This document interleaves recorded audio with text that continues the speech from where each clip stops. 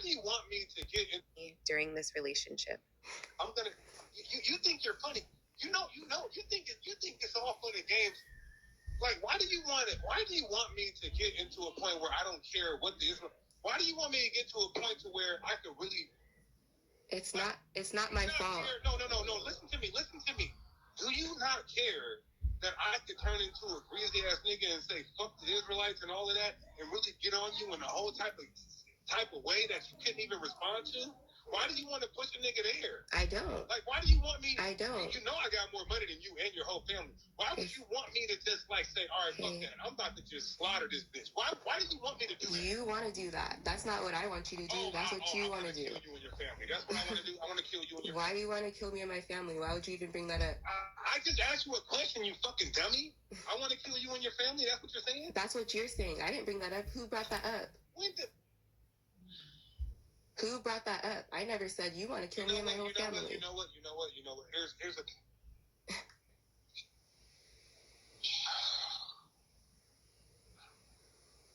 This is crazy. I'm not saying this for sure.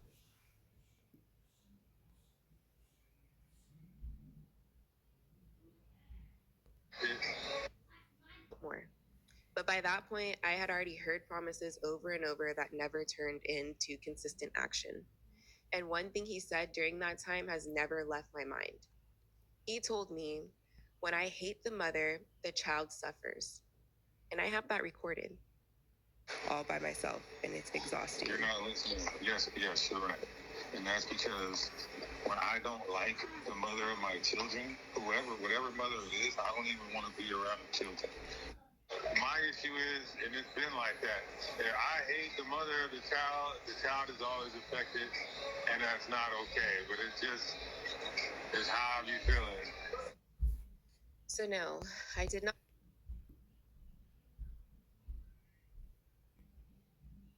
I'm not fucking with you no more. Period. After you took everything from me. I know you don't care.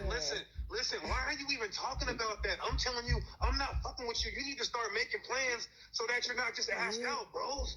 You're being dumb. You're not going to be able to talk me back into this. I'm not. How am I talking you into anything? You're the one that's trying to leave me as a single mother. After you took all my shit, you did. The shit is already over. Okay, it's already over and done. There's nothing you can do about it. So why are you even saying it? Because you're doing it again, and you're still happy doing that. That's why. If I tell you to send me every dollar amount and you don't do it, I'm not fucking with you no more, period. Look, and that's the problem that you have, is that you can't understand the mentality that you have. I'm not a hoe. You're not my pimp. Oh. You know what? Watch this. Watch. I'll be there tonight. I'm dropping off your car, and I'm blocking you from everything. From my kids' phones, from everything. You're doing all of this when I'm pregnant with your child. From varsity. No, I don't care. I don't care. Pregnant with your child. From varsity and everything. And any bitch that wants to talk to you, she will not be able to be a part of Sakari. And I'm pregnant with your child. And you don't call nobody in Sakari. It doesn't matter. Look how you're acting. Look how you're acting. Shut up while I'm talking.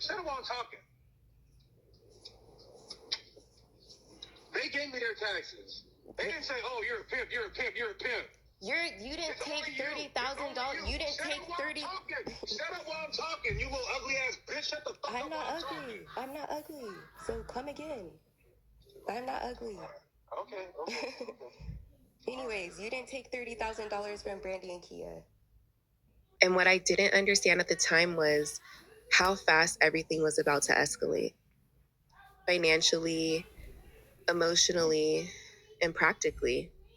Because once I got to Washington, things started moving very quickly.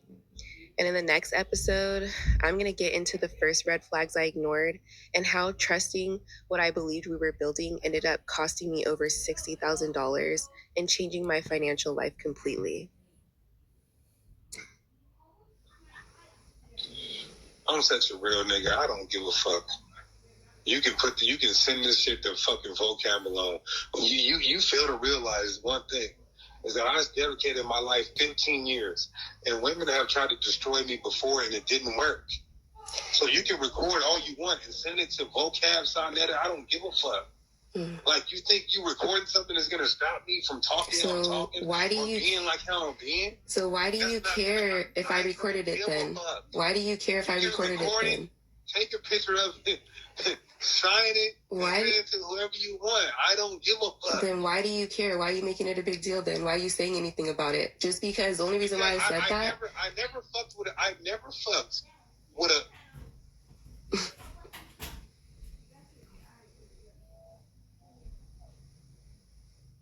It's clear. You never did any of the stuff that you're doing with me with anybody else. That's why I'm in the situation that I'm in and nobody else is.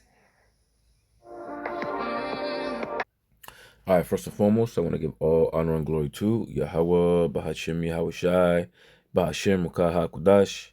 Double honors to the elders and apostles of GMS who I learned from. Shalom to the hopeful elect, preaching his word in truth and sincerity.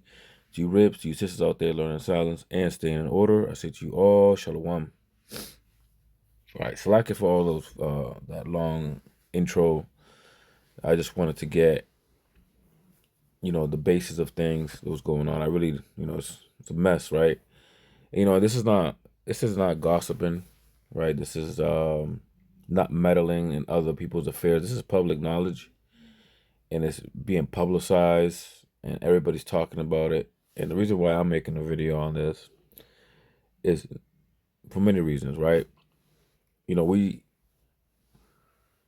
We just got off the cusp of Passover, and we know that around that time the Lord is sifting, right? A lot of brothers dealing with a lot of different things, during this year's Passovers, and this is no different. This man has become enemy number one to Yahweh Ba'ashim Yahweh Shai, and this stuff comes out, right? No shocker to nobody. Everybody's not shocked at this. Everybody, this is not something that people were not expecting, right? We expect more. So what I found out recently was that I guess because of this video, they're doing what's it called? When you try to like save face, when you got a PR and you try to change the image and make yourself look better. They said that the man has stepped down from the ministries because of this to self-analyze. And it's funny because it takes something like this to say you got to self-analyze, except you only doing it for image, right? For self-preservation, so to speak, right? But anyways, it reminds me of this precept here, man, in Titus chapter 1, verse 7. I know it's an oldie but a goodie, right? Some of the milk stuff, right? It says, for a bishop, right? In case you don't know what a bishop is, right? That's the head of a church, somebody who's in charge of a congregation, right? And that would, he calls himself the deacon, right?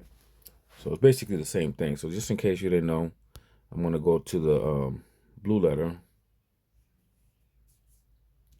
right? This is what it is. Strong's G, 1985, Episkopos. Episkopos. Right? And it says, overseer, a man charged with the duty of seeing that things be done by others are done rightly, and any curator, guardian, or superintendent. A superintendent, elder, or overseer of a church. Right? That's what he is. So this man's in charge of taking tithes and, making sure that the church is being ran smoothly, that everything's being done in decency and in order, right? And just like his crony, right, Pegasaurus, Pegatron, aka Gorilla Hebrew, Gorilla Hebrew was accused of using tithe money to trick, so to speak, right? To send money to a side chick for for leisure. So let's just say it like that.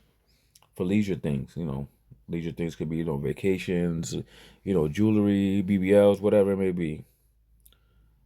I'm not saying he got her a BBL, but he's okay with BBLs.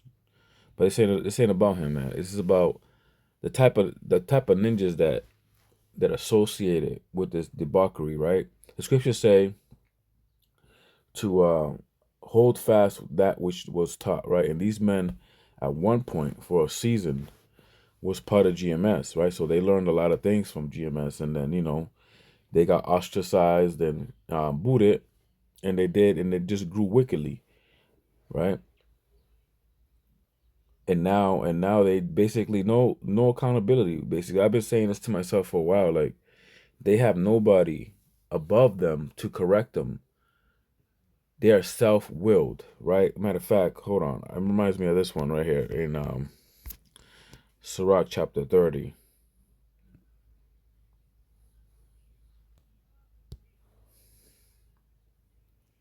It, I believe it's right.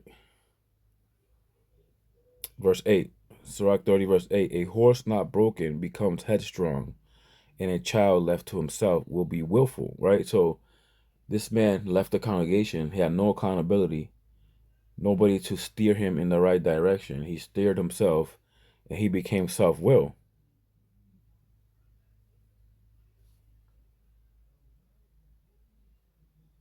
right? He had nobody to hold him accountable. So that's why he became strong-willed, right? But back to the verse in First Titus chapter 1 and verse 7, for a bishop must be blameless as a steward of Yahweh Hashem Yahushai, not self-willed, not soon angry, right? He has to show humbleness, meekness, right? Not done things emotionally. He has to be well behaved, mannered, you know, someone who has sense in around chaos, right? Someone who could be a shepherd to his sheep, right? It says not given to wine, no striker, not given to filthy lucre, right? This man is accused, right, of getting with women, taking their money, and then kicking them to the curb, and his own children, right? After he allegedly, sucked their money dry, she is no good to him. And if you watch the videos, which you don't gotta watch them, right? In the text messages that he sent, right? Um, it was saying that, oh, did you get the money? Did you talk to the lawyer? A lot of these conversations were more about getting to that money. You know what I'm saying? He allegedly he hasn't seen his kids in a month. Like this is the type of man that people are supposed to look towards for guidance and leadership and being a guide. This is why it says a bishop must not be blameless, right? Because the things that you do reflect your church. As the king, so are the people. So let me get this precept real quick. This is 2 Corinthians 6:3. Giving no offense if giving no offense in anything, that the ministry be not blamed, right? And it's funny because his new camp name is GC. Wait, GM. I don't even know what it is. Something Ministries, Genesis Ministries, or some bullshit. Anyways, right? He stepped down from that, right? And not because he really wanted to fix himself, because he's had multiple councils on the same issue that he had, right? Multiple. And the scriptures say, "Just man falls 7 times, man." But when you're the head of something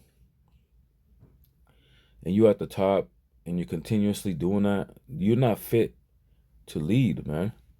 You gotta bow out and stay low, right? Take the low and just be humble, man. Don't be trying to money grab and start these universities and you know put yourself at the head of a church. Be rebellious, get your own camp, because the reason why you separated from Guerrilla Hebrew, from what was said, that you wanted to start your own thing because you think that basically you can make more money on your own, right? It wasn't really about doctrinal differences, right? According to what they were saying.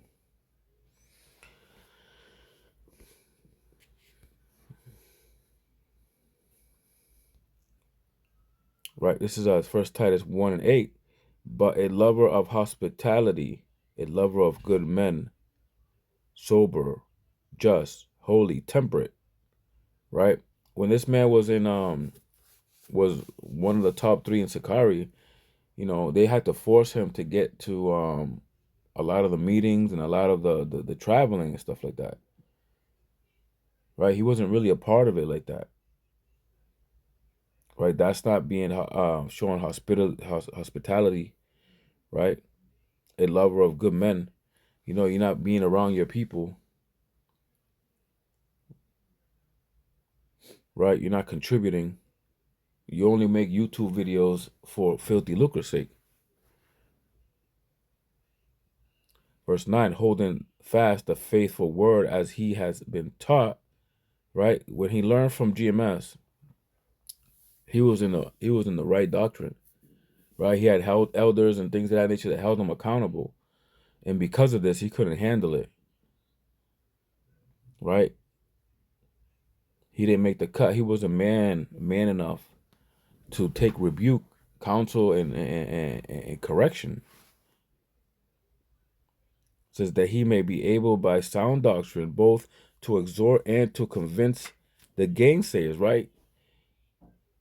If he would have stayed in that path, in the correct path, the Lord would have exalted him to where he needed to be, right? But he wants to move accordingly to position himself to have a wider audience, to be heard and be admired by others, where the Lord had just humbled him and brought him low again, right? Made him take the low. And the Lord will continue to do these things and beat you down, man, until you humble yourself and correct yourself, right? If not, the Lord has special plans for you, man, and it's a fearful thing to fall in the hands of Yahweh Shem Yahushai.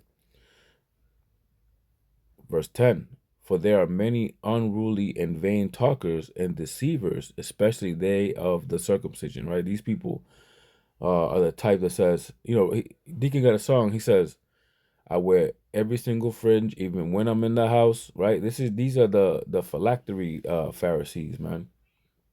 The one that says, I'm righteous, you're wicked, follow me, look at what I do. And then all of a sudden, right, that Matthew's 23 and 3. In fact, let me get that.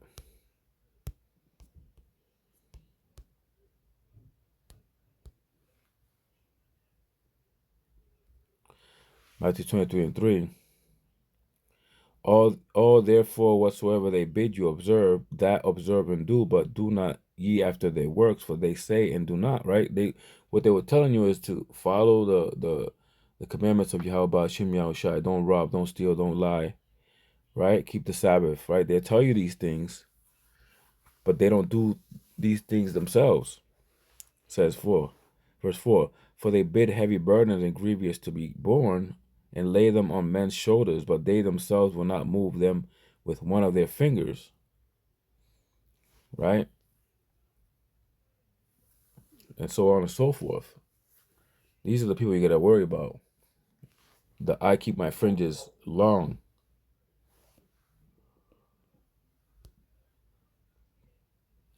Verse 11, whose mouths must be stopped, who subvert whole houses, right? Now they're teaching a different name. They're teaching that the Lashugan Kodash is not biblical.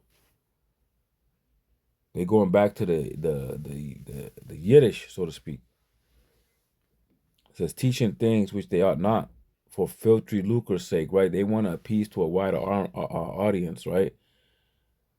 They got rid of the name, the language, right? They're saying that Gentiles can receive salvation. What's next? That there's no captivity in the kingdom, and after that, what's next? Heaven and hell? They don't believe that the seventh trumpet was blown. They don't believe that America is the lake of fire. It's just a downward spiral, man. That's what I'm getting at.